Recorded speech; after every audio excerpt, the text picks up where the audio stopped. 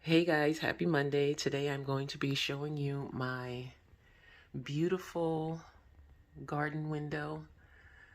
This is where I'm supposed to sit in the morning and have some coffee, but my plants have run me out just a little bit, but I'm okay with it. I'll sit in the corner right over there with no problem.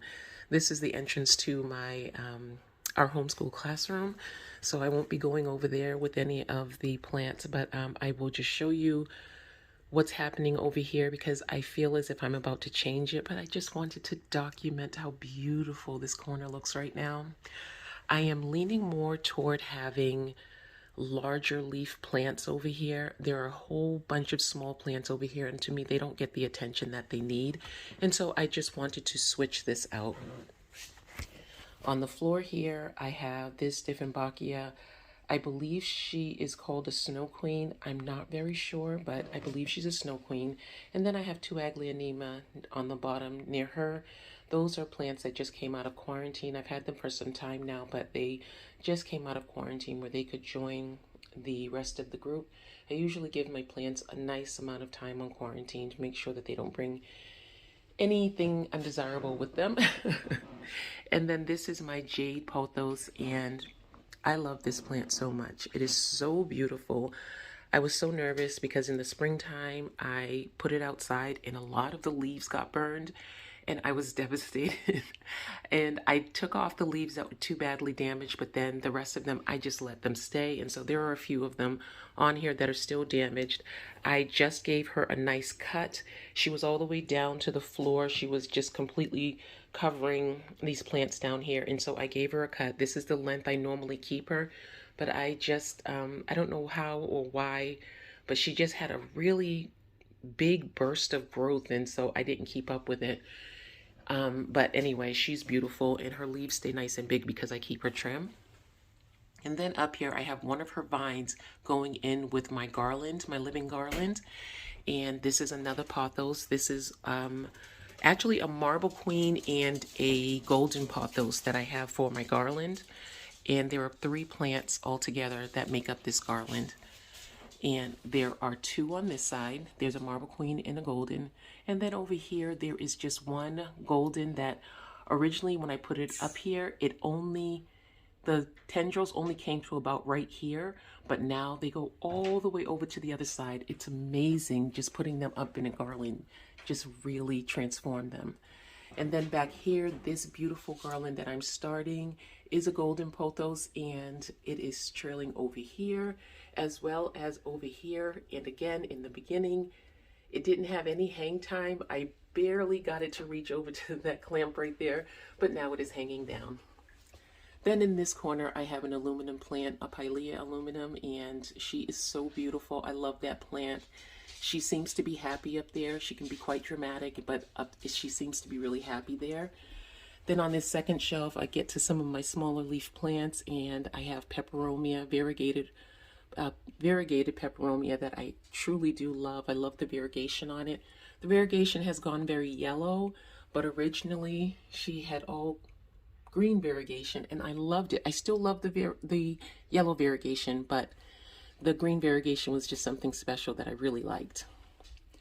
Then over here, I have another peperomia, and this is non-variegated. I'm going to join that with a larger one that I have that I'll show you in a bit. And then over here, I just have a pot of Tribii, which this was my very first Tribii, and I overwatered her for a little while, so she has some damage, but I love my plants damage and all, so if it's not hurting the plant, I do not cut it off. Then here is a rescue plant. This is an exotica that I purchased from Lowe's. It was woefully overwatered, and so I am just trying to rehab her, and she has been here for quite some time. She was completely done before, but now I've had her for quite some time now, but she's doing a lot better. She's getting stronger. She's in moss, and I do love this plant. But I will tell you, these are two of them put together, and they both in the beginning had probably this many leaves on each plant, but they were overwatered, and so they were suffering from root rot. Then over here, I have this watermelon peperomia. My children bought that plant for me. I love that plant. It is such a special plant to me. And I have next to it a Black Pagoda lipstick plant, and she bloomed for me in the spring and in the early part of the fall. I will say her blooms look a little bit like alien bugs, and so I rather her without her blooms. But of course, if she's blooming, she's happy. But originally I thought there was just an alien bug looking at me, and that wasn't too much fun. Coming down here, I have my Cebu Blue, and she looks like she needs some water. I see a little bit of a curling leaf over there, and then I do see that this Exotica is kind of blocking her light, so I'll have to change these around. And then I purchased this red crinkle in Aldi, and it was flat as a pancake when I bought it, but I thought it was so beautiful, and I really liked the pot that it was in, and so I purchased it for $4, and it popped back up. And then I have this jelly peperomia that I absolutely love. I haven't staked her up yet, but she does need to be staked because she's very heavy. Back here I have this beautiful all-green spider plant that I grew from just one of the babies on one of my spider plants, and I really love her. Her leaves are very, very thin, but I just love the way she looks in this corner, in this little jungle corner. And then back there you have a peperomia frost that is beautiful. And this is my giraffe that my husband and I got when we were on our first year anniversary in the Poconos. Then down here we have a Scindapsus or Scindapsus exotica, not exotica, Argyraeus. And she is beautiful. She was grown from just a few cuttings. And then there's a Brazil over here. This is the other Peperomia obtusifolia that has no variegation that I will be joining with the other Peperomia that was on the shelf. And then here is a variegated one, and this has the yellow variegation. This one is beautiful as well. She's just getting really, really white, and so I think I need to pull her away from the sun because I don't want her to lose all of her green. Okay. This is another exotica that I have, and she's not one that suffered from root rot. She was overwatered when I bought her, but I caught her at a good time, and I took maybe a month before I put any kind of water in her. And then I just have some cuttings of Tradescantia right here. Now down here on the floor, we have a spider plant, not a spider plant, a snake plant. And this was outside, and it was growing underneath a bench, and so it has a bunch of curly leaves, but I kind of like that. I just love it so much. Here I have a string of turtles, peperomia, and she has a few flowers on her. I normally don't cut the flowers, but I know it takes a lot of the energy from the plant. And you can see we have the tropics on the inside and a winter wonderland outside of our home. It's such a wonderful contrast. Then I have my large Tradescantia zebrina, and this is the one that sits on my front porch in the spring and summer, and so hopefully it will survive and I'll be able to put it right back out. And then here is a very large ZZ plant. She probably needs to be staked because she's not holding up on her own, and so I'll probably have to stake her up. I had her staked in the past, and I don't know what happened. I don't know why I took the stake out. Anyway, that's how that is. And then down here we have another Brazil, and this one right here, I don't know why it's not growing very much. It has been, these were just propagated leaves that I popped in there, but it has pretty much stayed the same size, and I'm okay with it. It's just a little filler plant for this area, and it is very pretty. Then I have my jelly beans. When they were outside, they were so beautiful and red. They were so incredibly pretty, but I'm happy that it's just alive and doing well. And then this, I don't know the name of this plant. This was a rescue from Lowe's, and I've had her for about 3 months now, and she has put out, I believe, just these 2 leaves, 2.5 leaves. There's one little tiny one in the middle, and she's beautiful. I really like her. Then a little bit further down, we have another zebrina. These are just some clippings from the mama plant, and then I have this plant here, which was shared with me on Facebook Marketplace. Someone said they didn't, oh, there's a bead in there. Someone said they fell out of love and with this plant, and I took her and put her on my front porch, and she is beautiful out there, just draping out of a basket. Then I just put this Syngonium here. I believe this is the Maria Illusion. I'm not really sure, but she was not happy where she was. She was in a west-facing window. I put her over here in the south-facing window, hoping she'll be a little bit more happy.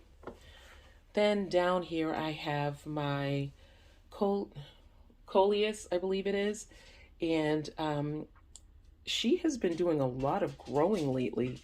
She is an outside plant. I've had her for 2 years now. She has always kept all of her leaves. I know a lot of people say theirs go dormant, but I just bring her in and she survives through the winter inside. And last year I found the spot for her that worked so well on top of my refrigerator, but this year I just put her right here in this window and she seems to be thriving, so I'm really happy about it. And then here I have my Burrow's tail, and I dare not touch her, but she's pretty long. The top of her is a little bit bare, but she is pretty long. I will not touch her because if you know this plant, she will just start dropping her leaves all over the place. Then here, these two sticks represent, I can't even remember the name of the plant right now, but she's, I left her outside too long and she got cold damage. So I just cut her and she has a bunch of sprouts coming in on her stem. So I'm happy about that. I'm just going to leave her. Again, I love my plants even when they're not perfect. Then I have a Weyetii Hoya right over here in this corner. That was a piece that when I purchased my mother plant, she had a piece that was broken off and just sitting in the pot. And so when I got home, I just curled her up into this pot and now she is her own little plant. This is a plant I just purchased from Lowe's, Tribii Moonlight, maybe 2 weeks ago. And I swear I saw a mealybug on this thing. So she was being quarantined, but now she's getting extremely quarantined.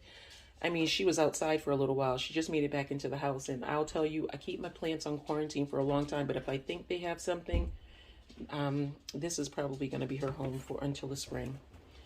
Okay, now we have this Raven ZZ that seems to be growing and growing and growing. I love her. When I got her, she was a rescue from Walmart. And she was so small, but now she is nice and big. And this is my marshmallow plant. He is so cute. And he needs his face cut. And his body, his hair, everything, but we'll see when he allows that to happen. And then in this corner, I have my Regal Shield that I will tell you, this had 4 more leaves on it, but because it was outside in the spring and summer, it was huge, but it could not fit in my house the way it was, so I had to cut 4 of the leaves off, and now it just keeps putting out flowers. And I cut the last 2 that were on here, and I was waiting for another leaf, and then I got another flower. And of course, I'm happy that this plant is happy, but these flowers really smell terrible. I heard someone say that they smell like citrus. I actually thought that my dog left a liquid surprise someplace around here because it smelled so terrible to me. I guess everyone's nose is different. And mine is definitely different. I wish I had the citrus smell instead. But she is beautiful. She has great big leaves. This one is extremely damaged because I was bringing her, when she had the other 4 leaves, I was bringing her to the shower to clean her off because this is a spider mite magnet. And so I bring her into the shower, but I can't do that anymore because it's really just too much and she's entirely too heavy. Then here I have these 2 pothos plants, and the one on the left is a reverted global green. I love that plant so much. She is doubled up maybe twice. She definitely drags the floor if I let her go down, and I thought about cutting her, but then I decided I would trail her around at some point. I just have to get more clips for her. And then the one on the right is a Hawaiian pothos, and she is absolutely gorgeous. And she is not as long as the global green, but she is definitely very long. She's trailing over there on the banister, and I do love her. I love them both. They are so beautiful. For the finale over here, I will show you my plant wall that I absolutely love. And again, behind it is our high school classroom, so I won't show too much of that. But I have, of course, lots and lots and lots of neon pothos, and then right behind it I have a lemon lime philodendron that blends in very nicely, but the new growth is so beautiful. It adds a little bit of texture and color. And then in the middle I have a marble queen that actually, this is a snow queen, not a marble queen. It has some reverting because it was something that someone shared with me on Facebook Marketplace when I started collecting plants. My wish list plant was a snow queen pothos, and she gave me 4 huge leaves, and it was so beautiful. And I love this plant. She is so healthy and so big. She should have a little bit less green, but she's perfect. Then here is my mother plant of my Argyraeus Syndapsis. She is so pretty. It's almost time for a trim for her. But I just like the way that the bottom of this looks. It looks really pretty. And then in here I do have a Gisenia pothos. She does not have variegation. I grew this from cuttings, but I do love her. When she comes out with her, like this one right here, I don't know what this is, if that's yellowing or variegation, but when she grew this leaf was very variegated when she came out, but then it just all went away. All the variegation went away. So I'm not really sure what I'm doing wrong, but I do still love her. Again, even with all of the mishaps and everything else, I still love my plants. And then lastly, well, there are some plants around the corner I rescued from my daughter's room. They were doing very terribly, and so I just put them out here, and they're trailing down, but they're pretty bald on top. But this is my Peru. This was another wish list plant that I had. I do have a cutting that was shared with me from Facebook Marketplace again, and I have that in my bedroom. It's my very special one. And then I have one that my niece gave me that is very, very special to me. And this was the full plant that I was able to get. She's so beautiful. How pretty her leaves are. Look how beautiful she is. Love her. So that is it. That is my entire indoor. Oh, I didn't mention this. I have a couple of them on the windows. I have this red log peperomia, I believe, and she just pretty much does whatever she wants to. This was shared with me. I did plant clipping trade on Facebook Marketplace, and this was one of the things that I received. She was just a small piece, but now she's huge. And then over here, I have what's left of my string of bananas. This plant used to be so delicious and lush, and I don't know what I did. Oh, I know. I got a fancy new toy called a greenhouse, put her out there, and she hated it. So now I know exactly what happened to her. But anyway, like I mentioned, I think I want to change this area so that there are more large leaf plants up here. And I can tell you one of the plants that I definitely want to put up here is my philodendron red Congo. This is my red Congo. She is so beautiful. I love this plant. I bought this plant in Lowe's when she was a little tiny thing for $10. And she is now absolutely gorgeous. She does have some sunspots on her because I didn't know that she could not be in the light. It just cooks all of the sap sacs underneath her leaves. I had no idea, but I was able to get help with that, and I was so happy that it wasn't, something that was eating up my plant. But yeah, she is beautiful. So that is the end of my Jungle Corner plant tour. Thank you so much for joining me today. I hope you enjoyed this video. If you did, please remember to give me a thumbs up and subscribe if you'd like. And if you want to see any more details about any of these plants, please just let me know in the comment box below, and I'll talk to you again. Enjoy your day, everyone.